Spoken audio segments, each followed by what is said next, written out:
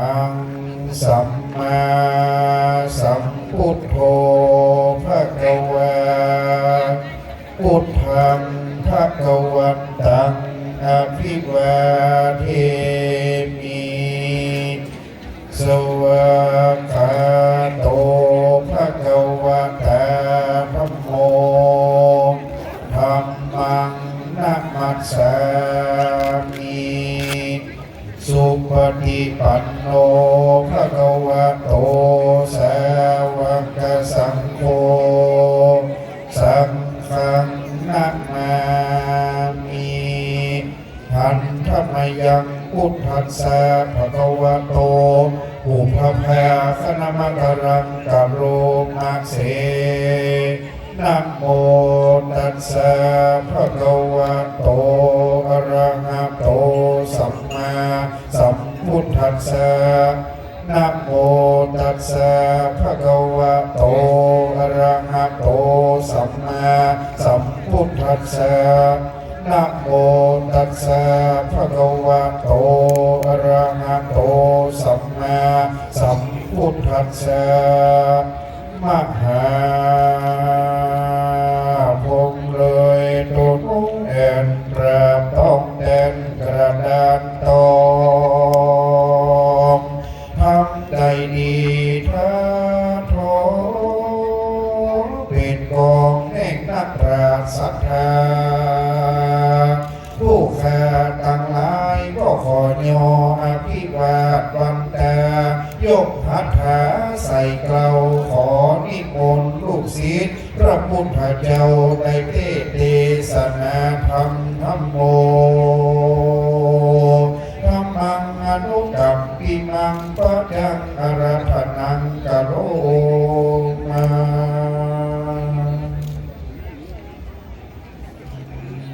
นะโม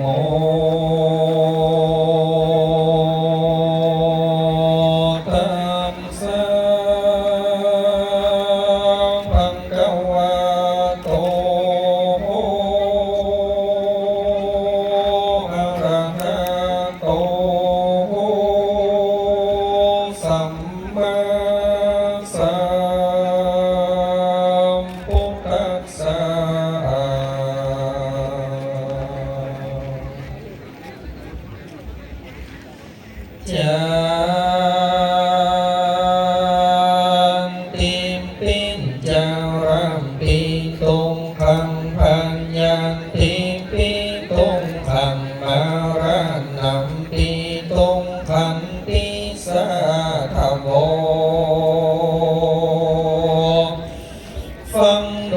รังส่งตนจันนาสัมโพริสาตั้งหลายตั้งยิ่งใจหนุ่มเขามีศรัทธาเก้าเป็นประธานจงเป็นใจบ้านยืนจอยตามบ้านถอยคำอยากกำน้อยใหญ่คนนั่งกันยังจางคนดังลังเล่นนาจังเล่าว่าเตียนพันตัญญาควันเมียงมันจงละพังเป็นหงกันโกสมอังปังมาก็สังตั้งตาสังทหันยังเจือใจไฟเดือนตั้งดีโกสนมีน้อยบางจังโอติสาฟ้าไปหายังจินตาดวงวิญญาณดวงก็ตันพระโพจันทรันตันโลคันโคบาจันเกียวจินตะโพโพมรณะไตจากคันทางพังกันยาบอกพิงมาแผ่มเราได้หันนาเต้าปอสองยังความที่มองเศร้าสองบิมปายกโศกาเกวงสาปีน้อง องอันโยนในแห่งห้องเรื่องคนมันโจรันตนลงงานเตียงมาปันที่มีไตเป็นที่บ่ใบบ่ว่าคนบ้าใบหญิงใจ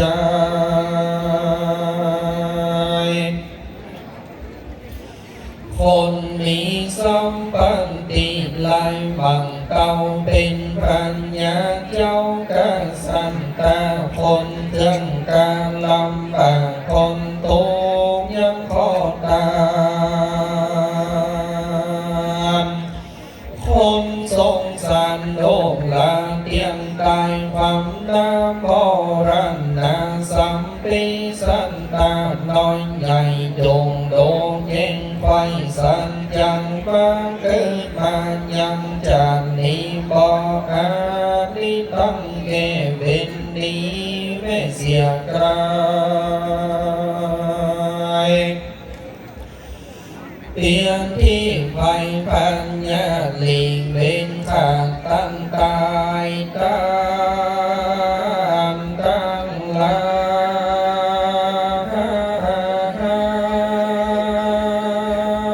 ยมอนโมจงทำลูกขึ้นวานได้เล่นหันวันที่ถึงความตายที่จังมาแก่เฮาละไปนาคนโลกละโลกาเปิ้นถึงว่าหวังเกิดมาตั้งใจเราโหได้เป็นมา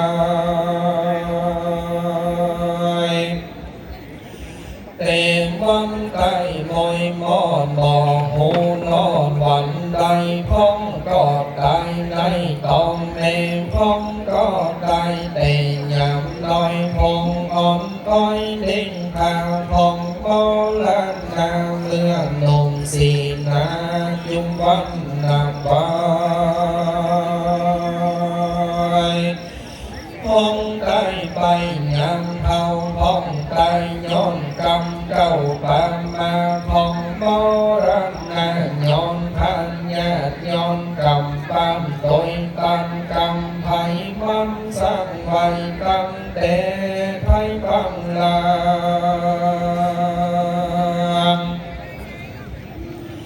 จังมาป้าปังตอมใส่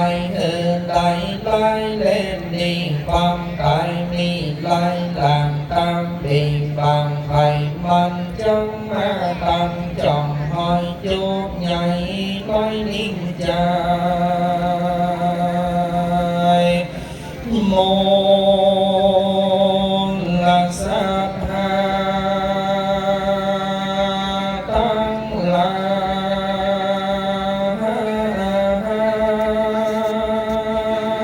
ยมวลโมจงพำโลสังขารโลกจะดีการกองเกิมมองพาเสนังนาสังขารละบอมันเตียงโลกความเงียงไปมาเป็นตุ้งคาบ่อเหือนโลมีเกินแก่เจ็บตายสังขารตั้งไล่โลกปันพันบ่อปนย่างส่งสังตุงทรมานเลือนเล่เมื่อเพียงที่แผ่มาอาเตียงโมลังนาจงโพก็เป็นโกหญิงใจ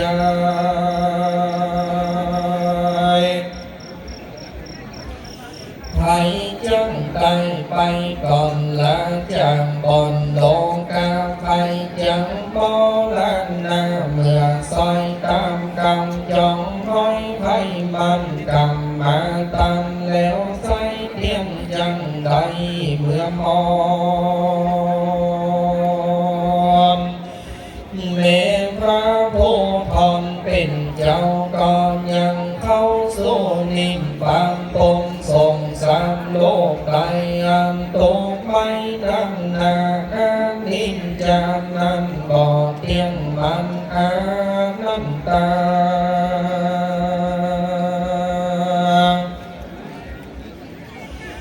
นั้นก็เป่าวังเหล่ากวางห่างหนีไกลแล้วใส่ใจกันตามบนหือการนุ่มอยากทานมีสิ่งสะอาดหังสาบอนอยากจะเล่นน้ำมลสัพพา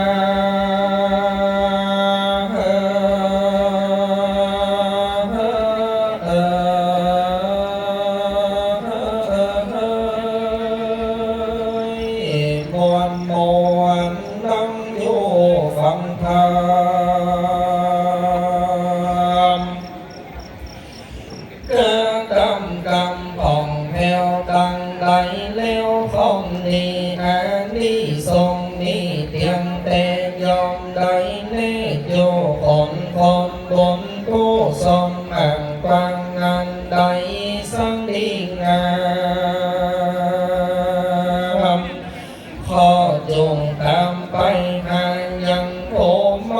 รณะกาวทางหล่อนใดลำบากตรงทางขอขาลาบุญตามยังหนีไปรอที่พินมา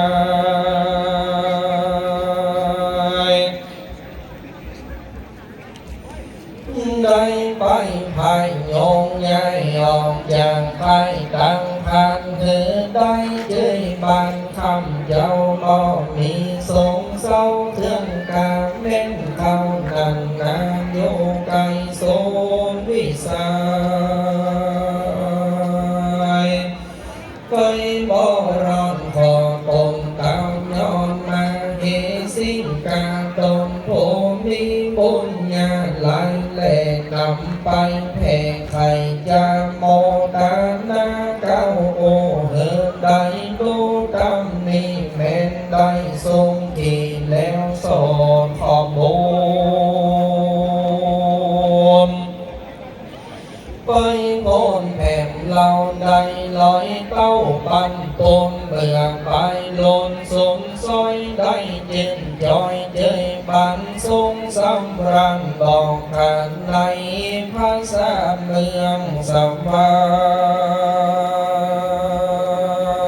รค์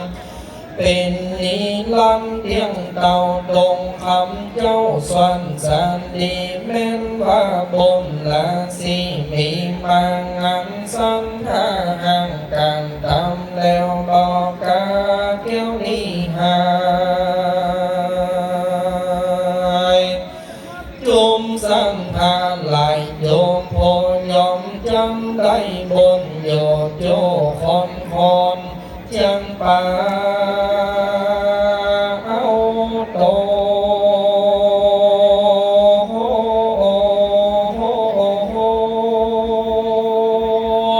จำเลินไปมางามโยโลกลามันลุ่มสา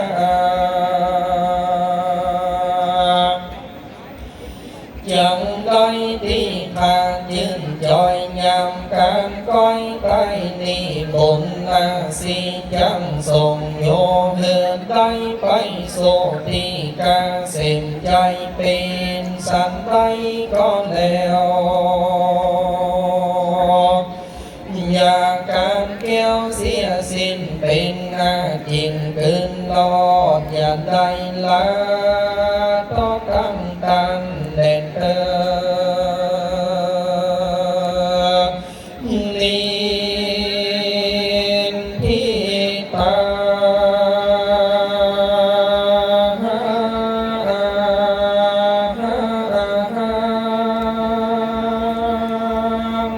ขีญา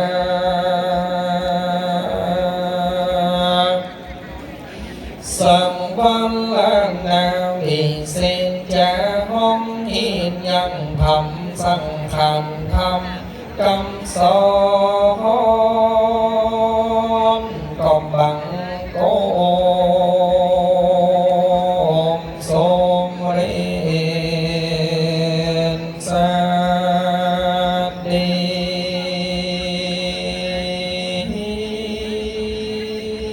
สา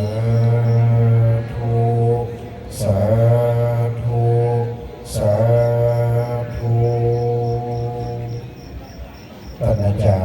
บายดีกาไกรสอนกิติเวทีวัดตาไคร้แม่ริมได้เทศนาธรรมอันเป็นสาระธรรมคำสอนเอาบุญแห่งพระธรรมเทศนาได้ไปกราบนาผมแด่พระครูจันทรัตโนภาสวันนี้จะได้เป็นการน้อมถวายทายธรรมปุญญาการเทศที่โมทนาจารย์พัฒนารัตน์ทิตาวัฒโนผู้เป็นเจ้าว่าจะสืบรับแดนวาแดนหลวงพ่อพระครูจันทรัตโนภาสสืบไปหน้าได้น้อมเป็นเจ้ามหาสมณศรัทธายอดานถวายเครื่องทายธรรมปุญญาการเทศเป็นอันดับต่อไปขอนิมนต์ครับตุลุกถึงแก่มรณภาพใดต่อมาได้ทุกปีจูนพัฒนารัตน์ทิตาวัฒโนเยสือวัดแตนวาเป็นที่เบิ่งศรัทธาเป็นภายหน้าขอทุกปีได้ยอตามถวายในนามศรัทธาทุกท่านทุกคนนะครับต่อจากนี้ไปจะได้รับพรในส่วนของการเทศตั้งใจพระพรอันประเสริฐพร้อมกันนั่งแบบนี้ครับยะถาวะริวะหาปุราปาริปุเรนติสาคัสลังเอวะเดวะอิโตทินังเปตานังอุปกัมปติอิจิปังปฏิตังทุมหังทิปะเมวะสมิจันตุสัพเพปุเรนตุสังกปาจันโทปนะระโสยะถามณีโจติระโสยะถาเอวังหนตุปีระบัดนี้ไม่มีตั้งเจ้าสมณะศรัทธาและบุญศรัทธาวัดวังทางก็ได้ปากันสนงคงไฟตกแต่งเป็นพร้อมน้อมนำกันยังกันตยวัตถุตามกันหลายพร้อมด้วยจตุปัจจัยไตรยตามนต์ฝุ่งนี้มาทัปนาปุจจารสพระธรรมเทศนาที่ว่าสังฆารธรรมคำสอนเพื่อจะได้เอาอานิสงส์ส่วนบุญส่วนกุศลแห่งการเทศนาธรรมในค่ำคืนวันนี้น้องอุทิศเป็นกตัญญูปูจาคุณหลวงพ่อท่านพระครูจันทรัตโนภาสบุญกุศลที่หมู่เฮาเจ้าข้าทั้งหลายได้กระทำบำเพ็ญในทีฆาการบัดนี้ขอได้เป็นเตชะขอได้เป็นบุญขอได้เป็นบารมีธรรมโมกผมคือท่านเจ้าสมณะศรัทธาและโมทนาศรัทธาเจ้าข้าทั้งหลายให้ได้อยู่ดีมีสุขให้ได้กำจูวรพระพุทธศาสนาตั้งแต่นี้ต่อไปแม้ว่ากรรมกรรมภาธนามีด้วยประการสันใดก็ขอให้ได้ปันสมสารบุตรที่จุกยังจุกภาการไปใจนั้นจุงจักมีโสญาติธรรมโมจะอัญญังนิทัสสิโตเปตนาปุจจาจักตาอุลาลาปรัญจภิกขุนามนุปทินนังตุมเหหิปุญญังปัสสุตังอนาปกันติสัพพิติโยวิวัจจันตุสัพพะโลกโกวินาสันตุปะเตภวะตนกรัญโยสุขีติคายุโกภวะอภิวาทนาสิริสนิจังพุทธาปัจจายิโนยัตตาโลธรรมาวัฏันติอายุวันโนสุขังปะลาสาธุอิตังตานากัมมังนิพพานาปัจจยโยโหตุโนนิจังอิตังศีลากัมมังปานาปัจจยโยโหตุโนนิจังอิตังภาวนามังนิพพานาปัจจยโยโหตุโนนิจังนิจังวัฏฏะปานังสุขังวัฏฏะนิพพานังสารังวัฏฏะนิพพานังนิพพานังปรมังสุขังนิมนต์ท่านอาจารย์พระปฏิการได้สอนนั่งเที่ยวไปเลยนะครับเพราะว่าเราจะนิมนต์คณะสงฆ์เพิ่มเติมเพราะว่าอื่นกระโหลกจะ